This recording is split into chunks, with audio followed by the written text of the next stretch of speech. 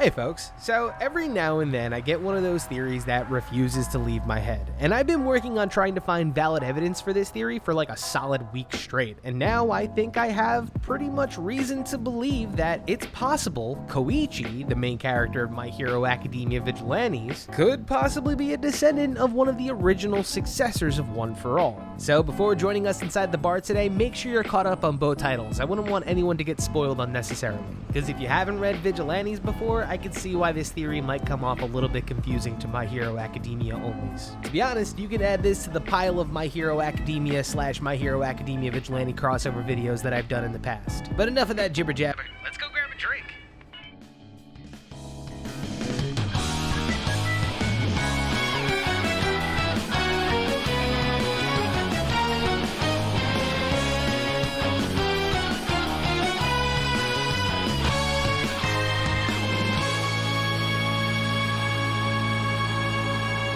Welcome to the bar, folks. So, this theory is coming off the community poll suggestion I made asking what type of content you'd like to see more of here at the bar. A resounding 71% of you all said theories, so I had to put my hard hat on, because it means everyone wants a theory, so I have to be here to give it. And honestly, that meant really going in the bag. When it comes to my theory formula, I just can't grasp at anything. You won't see me trying to accuse Bakugo of being a time traveler. Because look, I will say that there are some pretty cool coincidences that line up with Koichi's character and the first user of One for All. Now I know, for argument's sake, the first user of One for All is Yoichi, but for this video I'm referring to the first user of One for All as the second user of One for All because he's the first character to realize that there's this exponential growth of power once he received this new quirk. And if you're an avid reader of My Hero Academia and Vigilantes, you're probably scratching your head going, what type of coincidences could you possibly mean, Dan? Well, that's what I'm here to explain. Meet me on over by the wall. Okay, so the one thing that I want every single one of us to take into consideration is that with fictional stories like these, the most powerful literary device is that of coincidence. When you create a story and create characters that inhabit the world of that story, every single action and event will cause the lives of those characters to intertwine in some exotic way, because you simply enough as the writer are willing it. In the case of the universe of My Hero Academia right now, currently, there are only two protagonists, Koichi Himawari, aka The Crawler, and Izuku Midoriya, aka Deku. Now, look, unless My Hero Academia Vigilantes just gets tossed aside and completely disregarded, Koichi will play one of the biggest parts in My Hero Academia because he's been introduced as a main character. And like I said, that's if My Hero Academia Vigilantes does play a part in the main story. And the reason why I'm saying that statement with so much caution is because it's unheard of to have a spin-off manga last 5 years and then have that spin-off manga merge into its main branch of manga. To my knowledge, the only occurrence of that is in Jujutsu Kaisen with the introduction of the character Yuta, which if anything should set a precedent for other mangakas to know that it's totally possible for you to introduce a new character in a completely different title and have them move over to your main book eventually. But back to what I was saying, the biggest power that an author has is the power of coincidence. Coincidence always tends to be your inciting incident that progresses the story, whether it's Deku latching onto All Might's leg after the sludge villain, or in Koichi's case, him meeting Knuckle Duster. Those two instances have taken those two particular individuals and super shot them into our main characters of each respective story. But simply enough, that's not where the coincidence ends. Koichi was drawn into this incident. It was that power of coincidence that roped him into this situation. And that's where I become a dog with the bone, and I do not let go of that statement. Because why is this particular character the main character of My Hero Academia Vigilantes? Aside from him being the victim of circumstance and coincidence and being roped into this Naruhata war, why Koichi? There are several different heroes out there that inadvertently have had their lives intertwined with All for One. In a way, you could pretty much trace back every single hero to a point in time where they could say that All for One is one of their main inspirations for becoming a hero. It could even be forced inspiration. In the case of Hawks, they needed a hero so strong that in case All for One ever showed up again, they had a hero that has been bred since birth to take down the ultimate evil. So when I think about the power of coincidence influencing Koichi, I think to myself, why him?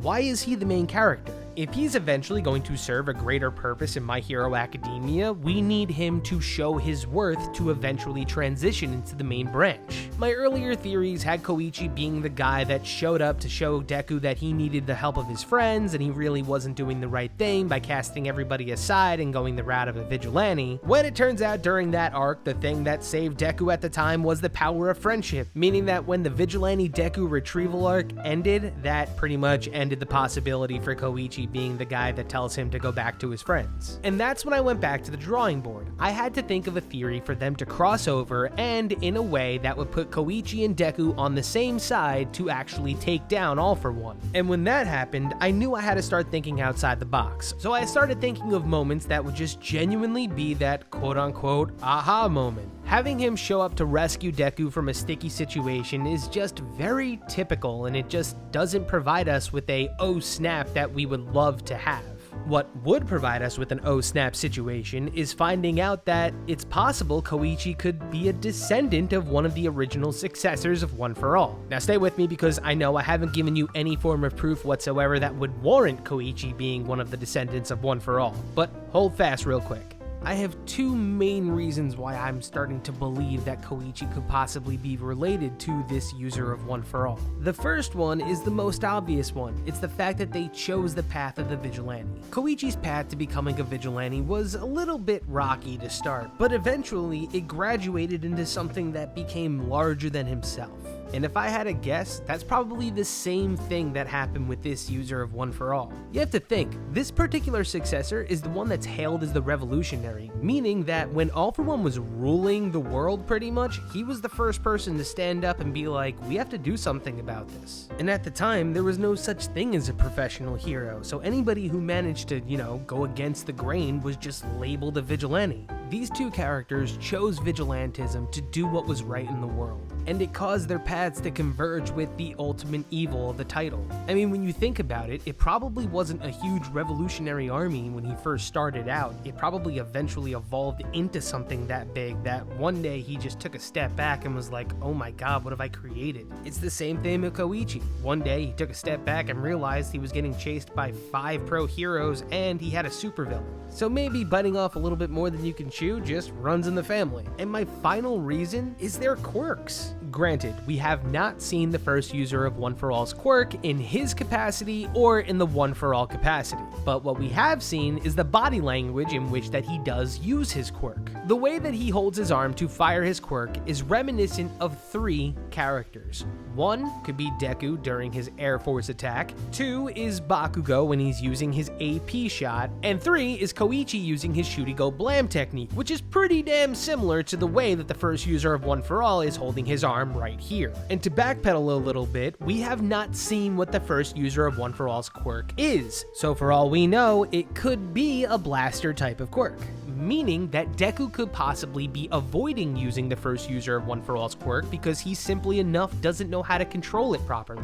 There's only so much that the Vestiges could possibly do before they go, hey look, you need to find someone that has a quirk similar to mine or else you're not going to be able to master it. Because I could see it right now. He unlocks this blaster, repulsor type of quirk that he doesn't know how to use, and the first user of One For All can't really show him how to use it, so he tries to go to Bakugo. Bakugo, like we would assume, turns out to be a god-awful teacher at trying to teach Deku how to use his first quirk. So he speaks to the first user of One For All and he's like, dude, I just can't get it down. I don't know what to do. And that's when the first user of One For All tells him that one of his descendants is still alive. And he has the same quirk, but it's a little bit stronger. And that is the bombshell moment where we find out that Koichi is a descendant of one of the successors of One For All. Cause look, if that were the case, it totally makes sense as to why Slide and Glide is so ridiculously strong. Cause it's pretty much a given at this point that at the end of this story, Slide and Glide will be a renamed quirk. How wild would that scene be if in My Hero Academia we find out the name of the first user of One For All's quirk, and at the end of My Hero Academia Vigilantes, Koichi gets a letter in the mail that it's a reclassification of his quirk, giving it a brand new name, and it's the same name of that respective user of One For All. That would be an absolute bombshell of a moment that people would lose their minds over. Cause we've learned that quirks can indeed be generational, and as they are generational, they get significantly stronger, like in the sense of Bakugo. Bakugo's dad has oxidized pores, while his mom has a glycerin type of quirk. Now, when they had a son, it was only natural that their son would have an explosion quirk. In Koichi's case, it's possible that the first user of One For All's quirk evolved past needing a support item to be controlled. And I know some people will be like, whoa, damn, back up right now, because we read Vigilantes, and by no means necessary would we say that Koichi could be a competent teacher. And that's where I say, there's Koichi's hurdle. The fact that Koichi isn't a teacher is his plotline. Koichi's story is that he's always this pure-hearted individual that has the best of intentions, but he always gets sucked into a situation that's bigger than himself. But his one true superpower is that he has that ability to obtain that second chance. So I think one of the most elegant ways to introduce Koichi Himawari into My Hero Academia is to give Koichi a backstory that turns out to be so larger in life that it takes this character that, for all intents and purposes, we saw as a character of minor consequence and blows him up. Koichi was dragged into this situation from the start, but what if him being dragged into it from the start was just that power of coincidence that I've been talking about? The power of literary coincidence enables characters with unfinished business the opportunity to return to a role within the story and finish said unfinished business with greater repercussions at the end. So look, simply enough, tell me what you think about this particular theory, because I was sitting on this for about a week and I was having shower thoughts about it, and it was just something that was sticking in the back of my head this entire time when Vigilantes week is this week. I just kept on going back to the same question. Why is Koichi the main character of Vigilantes beyond the fact that he's just a character created for the story? It may be just me, but when you create a character, you hope that he's gonna have a bigger purpose to serve to the story. And with My Hero Academia reaching its climax in the next year or so, we have to say that Vigilantes has to be reaching its climax in a year or so as well. Granted, the end of the series hasn't been floated whatsoever, so for all we know, the story might end come the new year. So look, the question I have for all of you today is, do you think that Koichi is a character of consequence or a character of coincidence? Meaning, is Koichi just the main character of the story because he was the character there at the right place in time? Or do you think that Koichi will serve a bigger purpose to My Hero Academia's plot? Let me know what you think down below. But until next time, I gotta give this TV a break. It's starting to overheat. I'll catch y'all later. Cheers.